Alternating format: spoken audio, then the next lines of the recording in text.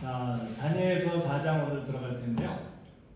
다니엘서 4장은 느부갓네살 왕이 또 한 번 꿈을 꿉니다. 근데 등장하는 내용에 큰 나무가 있는데 하늘로부터 온 어떤 심판자가, 거룩한 자가 그 나무를 베어버리고 들짐승과 함께 7년 동안의 7년의 시간이 지나갈 것이다. 그리고 다시 회복될 것이다. 뭐 이런 내용이 있는데 이 다니엘서 4장은 어떤 내용이 예언으로 담겨 있는가 하는 건데 1차적으로는 느부갓네살 왕이 7년 동안 미치광이가 돼서 왕궁에서 쫓겨났다가 7년 만에 다시 왕궁으로 귀환하는 그런 일이 일어날 것에 대한 예언이 1차적인 예언입니다.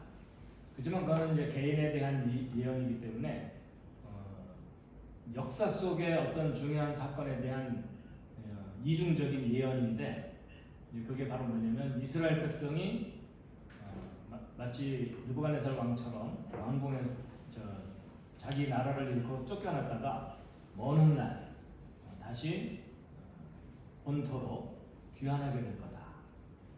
그래서 그것이 실제 이루어진 때가 1950년이거든요. 우리나라는 6.25 전쟁이 있었을 텐데 1950년에 유대인 귀환법이라는 법이 발표됩니다. 그래서 전 세계에 흩어져 있는 유대인들은 가나안 땅으로 돌아올 수 있다라는 법이 발표된 거예요. 그래서 나라를 잃고 떠돌던 유대인들이 느부갓네살 왕이 왕궁으로 돌아온 것처럼 돌아오게 될 것에 대한 예언이 담겨 있다라고 해석을 하고 있습니다. 자, 그래서 이제 다니엘서 4장의 내용을 일단 익히기 위해서 본문을 함께 읽겠습니다. 본문을 읽은 후에 지난번처럼 퀴즈의 시간이 있습니다. 오늘 퀴즈 60점 넘지 못하는 분들은 야외 나들이를 못 가고 여기서 계속 저녁 때까지 자, 다니엘서 4장 1절부터 함께 읽으시겠습니다. 시작. 느부갓네살 왕은 온 땅에 거하는 모든 백성들과 민족들과 언어들에게 조서를 내리니 너희에게 평강이 많이 있을지어다. 나는 높으신 하나님께서 내게 행하신 표적들과 이적들을 알리는 것이 좋을 줄로 생각하였노라. 그분의 표적들은 어찌 그리 큰가? 그분의 이적들은 어찌 그리 능한가? 그분의 왕국은 영존한 왕국이요 그분의 통치는 대대에 이르는도다.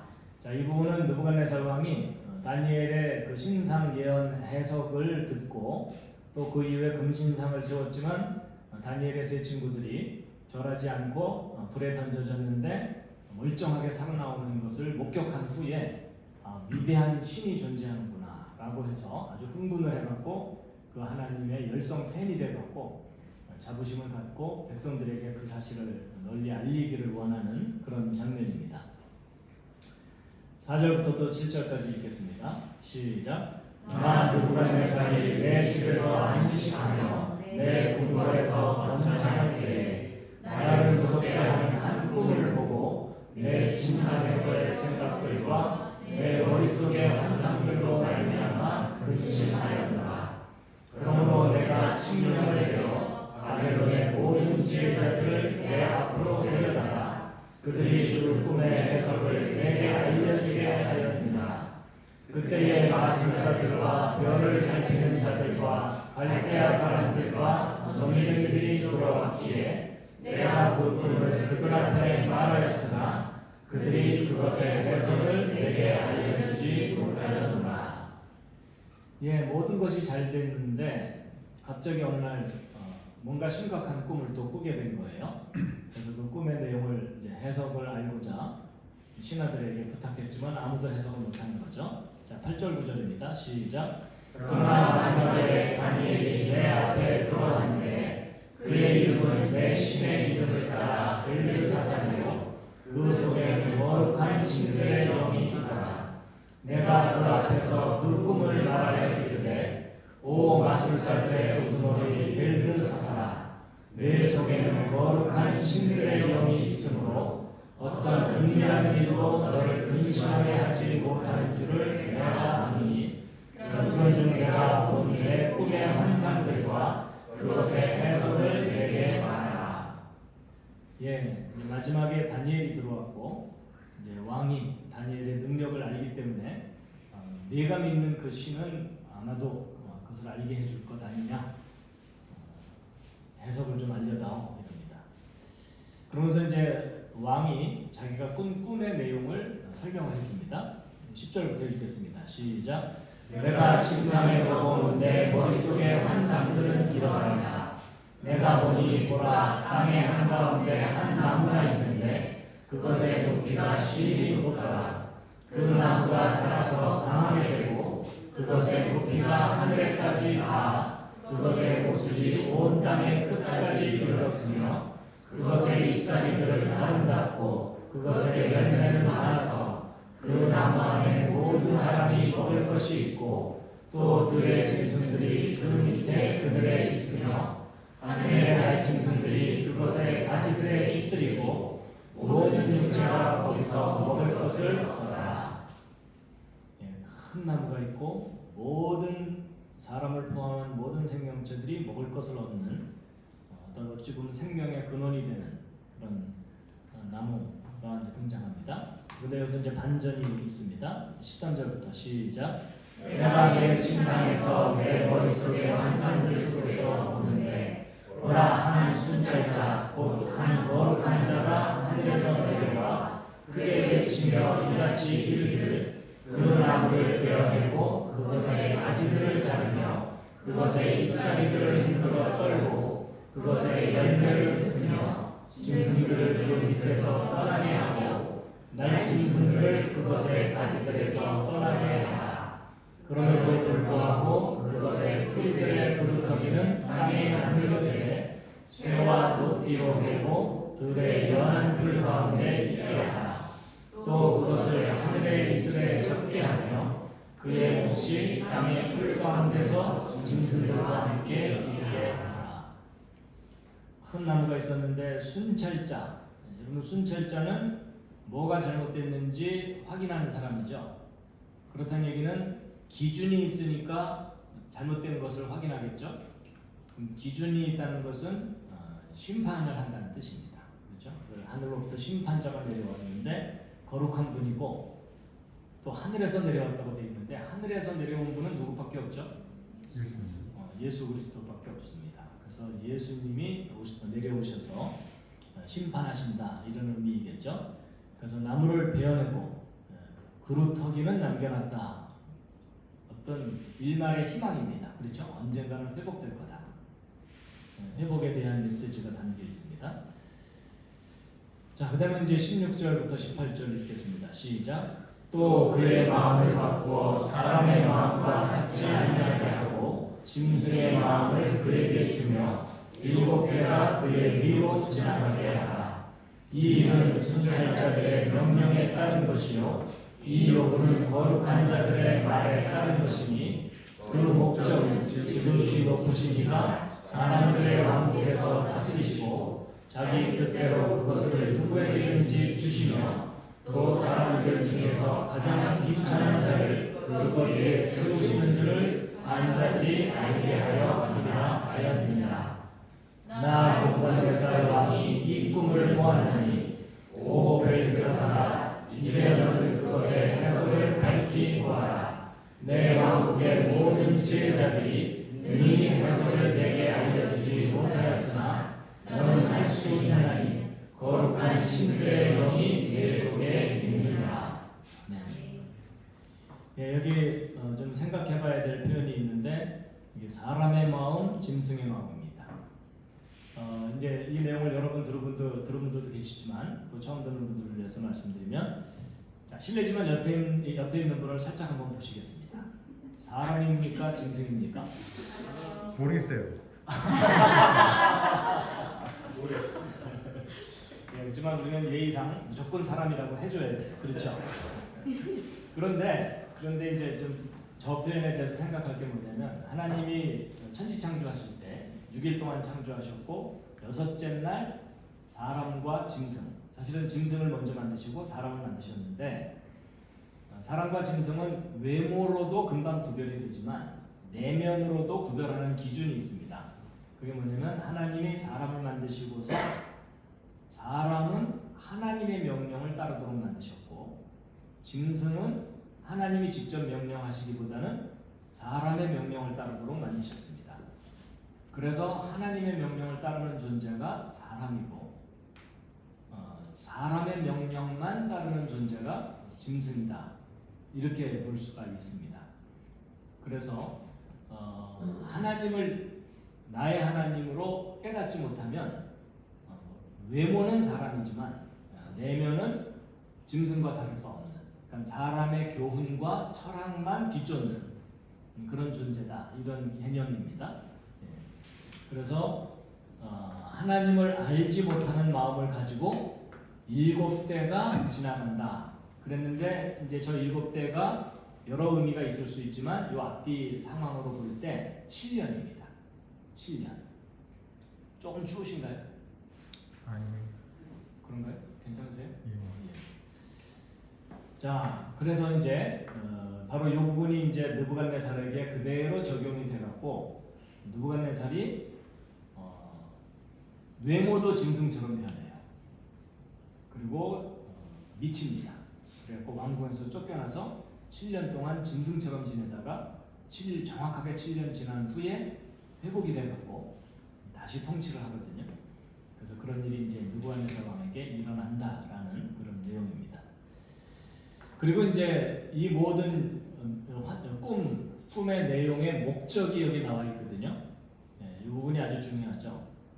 지극히 높으신 하나님께서 사람들의 왕국에서 다스리신다라는 증거를 이 꿈을 통해서, 그리고 그 꿈이 역사 속에 이루어지는 걸 통해서 사람들에게 알게 하시는 겁니다. 그래서 정말 신이 존재하고 신이 이 세상을 다스리는 게 맞냐라고 질문을 받았을 때 그것에 대한 대답 중에 하나가 다니엘서 4장의 예언의 내용이고 그것이 역사 속에 이루어진 일입니다. 결국 이스라엘의 귀환, 전 세계를 떠돌던 이스라엘 사람들이 2000년 만에 고향으로 돌아왔다는 그 현상 자체가 하나님이 세상을 다스리신다는 역사적인 증거라는 겁니다.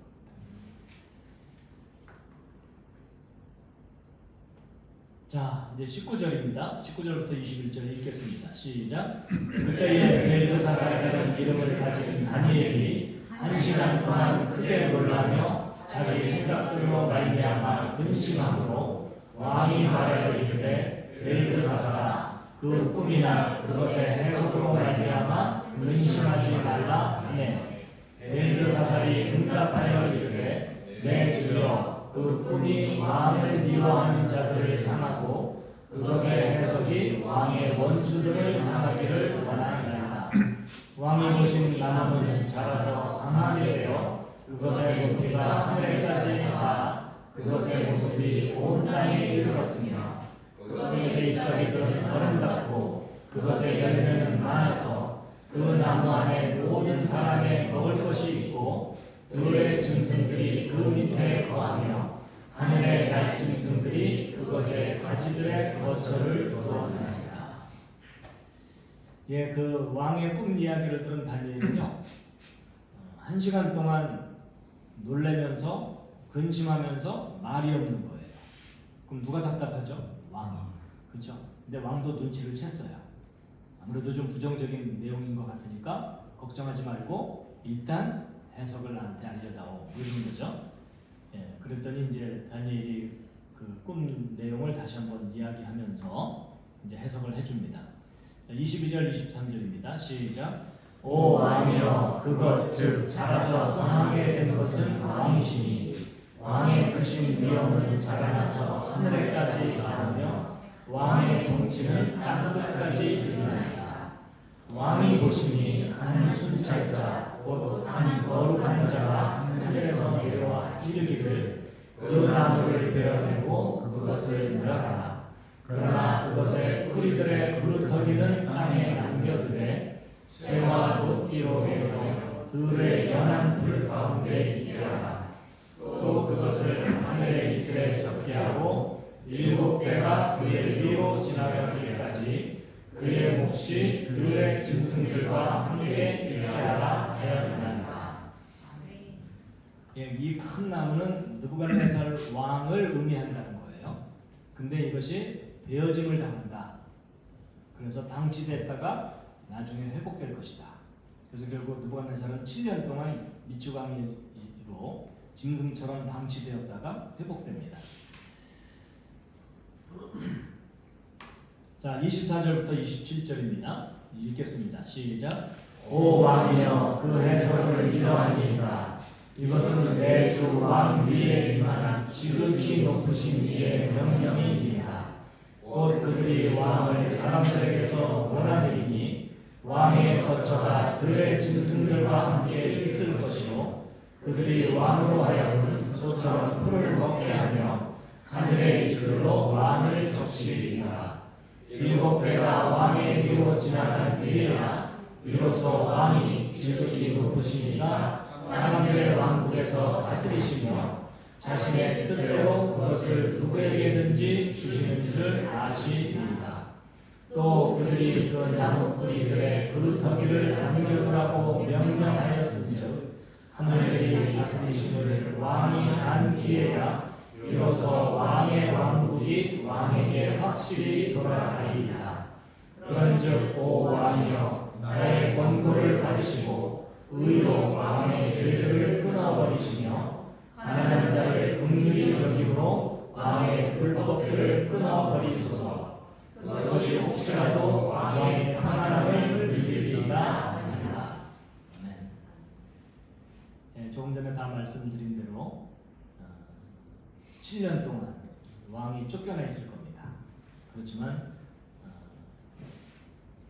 하늘들이 다스리심, 사실 이제 하나님이 세상을 다스린다는 것을 왕이 제대로 깨닫고 난 뒤에 왕권을 회복할 것입니다. 이렇게 돼 있죠. 이 느부갓네살 왕은요 예수님을 상징하기도 하고요, 또 때로는 이스라엘 백성들을 상징하기도 해요. 여러분 그 예수 그리스도의 통치권을 영순위로 물려받을 수 있었던 민족이 어느 민족이죠? 이스라엘 민족입니다. 근데 그들이 예수 그리스도를 거부하는 바람에 통치권을 바로 받지를 못하고 전 세계를 떠돌았죠. 그렇죠? 그러다가 그들이 통치권을 이어받을 그 가능성은 어떤 일이 발생하면 이어받을 수 있죠? 예수 그리스도를 받아들이면. 그렇죠? 그래서 지금 2000년 동안 떠돌던 유대인들이 2000년 동안 예수 그리스도를 인정하지 않고 있다가 2차 세계대전 이후부터 빠른 속도로 유대인들이 예수 그리스도를 메시아로 인정하기 시작했죠. 그렇죠? 그 현상을 지금 우리가 보고 있습니다. 그래서 그 왕권이, 통치권이 이스라엘에게, 이스라엘이 받을 수 있는 상황들이 오고 있는 거죠. 자, 28절부터 32절 계속 읽겠습니다. 시작. 이 모든 일이 느부갓네살 왕에게 임하니라. 12달의 끝에 그가 바벨론 왕국의 궁궐에서 거닐더라. 왕이 말하여 이르되 이 큰 바벨론은 내가 내 권능의 힘으로 건설하여 왕국의 집으로 삼고 내 위엄의 영광으로 삼은 것이 아니냐 하매, 아직 그 날이 왕의 입에 있을 때에 하늘에서 한 음성이 내려와 이르시되 오 느부갓네살 왕아, 내게 이것을 말하니 그 왕국이 내게서 떠났느니라. 그들이 너를 사람들에게서 몰아내리니 내 거처가 들의 짐승들과 함께 있을 것이요 그들이 너로 하여금 소처럼 풀을 먹게 하리라. 7배가 내 위로 지나가는 뒤에야 비로소 내가 지극히 높으신 이가 사람들의 왕국에서 다스리시며 자기 뜻대로 그것을 누구에게든지 주시는 줄을 알리라. 예, 하나님께서 예언하신 일인데 안 일어날 리가 없죠. 그렇죠? 예, 그래서 결국 모든 일이 그대로 일어나는데 12달 동안은 느부갓네살 왕이 굉장히 조심하면서 지냈어요. 다니엘의 권고에 따라서. 근데 1년을 딱 채우고 났더니 자신감이 갑자기 살아나면서 이제 교만함이 드러나는 거죠. 그렇죠? 그러면서 이 큰 바벨론은 누가? 내가 이러다가 빽 하고 나네요. 다들 내가 조심해야 돼요. 내가 말이야 이거 조심해야 돼요. 그래갖고 자기 자랑을 막 하고 있는데 그 말이 왕의 입에 있을 때 그 말이 끝나기도 전에 이런 뜻이겠죠. 그렇죠? 하늘에서 음성이 내려와서 끝났다 이놈아 이렇게 된 거예요. 그렇죠? 그래서 네가 짐승처럼 변할 것이고 7년 동안 그렇게 지낼 거다. 그리고 지극히 높으신 하나님이 이 세상을 다스리는 줄을 깨달으면 회복될 거다. 그래서 그 일이 실제 일어나는데 33절, 34절 시작. 그 즉시로 그 일이 느부갓네살에게 이루어집니다. 그가 사람들에게서 쫓겨나 소처럼 풀을 먹으며 그의 몸이 하늘의 이슬에 젖고 마침내 그의 머리털이 독수리의 깃털같이 자랐으며 그의 손톱이 새들의 발톱까지 되었더라. 그날들의 끝에 나 느부갓네살이 내 눈을 들어 하늘을 보매 내 지각이 내게로 돌아오느니라. 내가 지극히 높으신 이를 찬송하며 영원토록 사시는 그분을 찬양하고 공경하였나니 그분의 통치는 영존하는 통치요 그분의 왕국은 대대에 이르는도다. 예, 그 즉시로 모든 일이 이루어졌는데 그래서 소처럼 풀을 먹고 머리털이 독수리 깃털처럼 되고 손톱이 새발톱처럼 됐다. 자기 손 한번 붙여보시죠. 혹시 새발톱처럼 변하지 않으시는 것이. 근데 여기 보면 이제 그날들의 끝인데요. 이런 표현이 참 의미가 있습니다. 정확하게 7년이 딱 됐을 때, 그렇죠? 하나님이 정확하게 이루신다는 그런 의미가 담겨 있죠. 느부갓네살이 제정신이 딱 돌아온 거예요. 그러면서 내가 지극히 높으신 이를 찬송하며, 그래서 이제 하나님을 찬송하고 찬양하는 그런 내용이 나옵니다. 자, 마지막 부분입니다. 35절부터 37절 시작.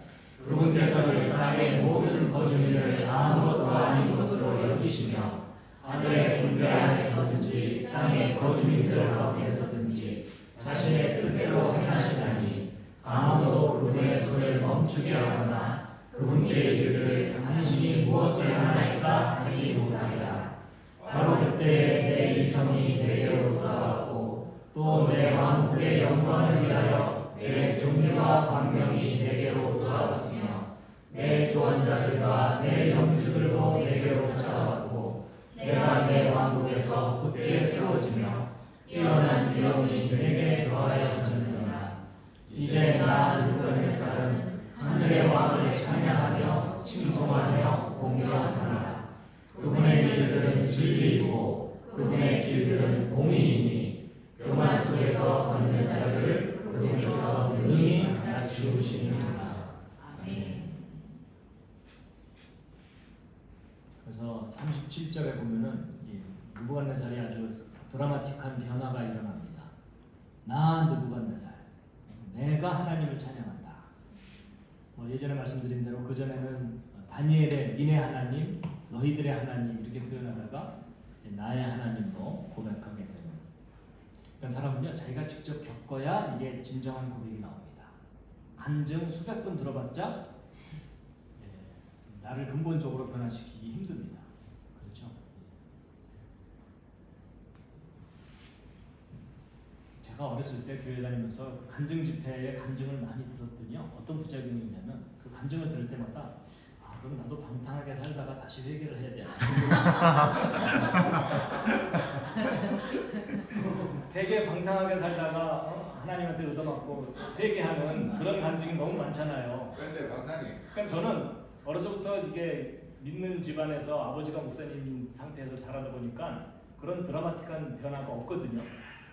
일단 저는 이제 그런 간증을 듣고 나면 고민이 그럼 나도 방탕하게 회개를 해야 뭔가 좀 드라마틱하게 그 하나님을 좀 체험하게 되나 그런 생각을 한 적들이 있었어요. 아직 늦지 않았습니다. 아직 늦지 않았어요. 늦지 않았다는 권유도 있고 해서 예. 자기가 체험한 만큼이 자기 거인 것 같아요. 자, 이제 4장을 다 읽었는데요.